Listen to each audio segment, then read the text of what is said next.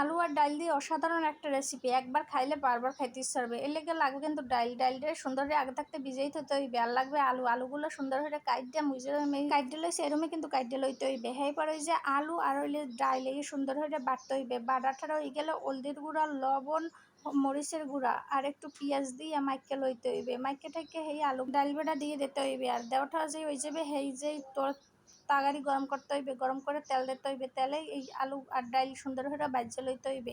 একটু সময় লই ভাজতে হইবে। যেই ভাজা হয়ে যাইবে হে কিন্তু অন্যান্য মশলা দিয়ে এইটা সুন্দর করে ঝোল রানতে হইবে। আর মোর কিন্তু ভাজা হয়ে গেছে। আর এখন কিন্তু যে তেল আছে ওই তেলের মধ্যে আর একটু তেল দিয়ে গরম মশলা দিয়ে দিলাম। হে পরে এই জায়গায় হচ্ছে পেঁয়াজ, আদা, রসুন, গরম মশলা বাটা যেই হইবে হে কিন্তু আর একটু জল দিতে হইবে। জল দিয়ে এর মধ্যে গুঁড়ো মশলা দিতে হইবে, হলদির গুঁড়া, মরিচের গুঁড়া, ধনিয়ার গুঁড়া, লবণ এই দিয়ে সুন্দর করে কষাইতে হইবে। যে কষান টষান হয়ে যাবে আলুগুলো দিয়ে আবার রানতে হইবে 10 মিনিট ধরে। কিছুক্ষণ পর গরম মশলা দিয়ে উড়ে হেলে